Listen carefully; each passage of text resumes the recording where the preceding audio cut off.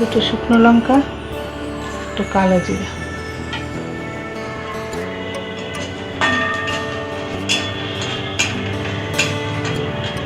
শাকটা দিয়ে দিচ্ছি,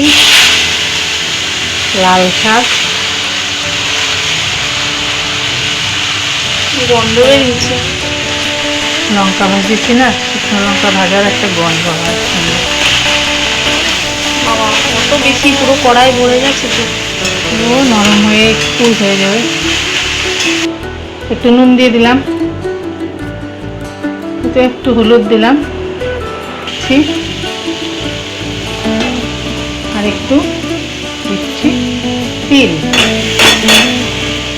তিল দিলে টক হয়ে যাবে না? এই তেতো হয়ে যাবে না? না না,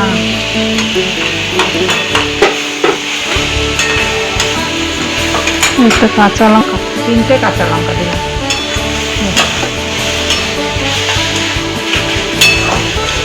এইভাবে তিলটা মিশিয়ে দিতে হবে। তিলটা ভেজে নিয়েছি, ভেজে দিয়েছি। শাক হয়ে গেল।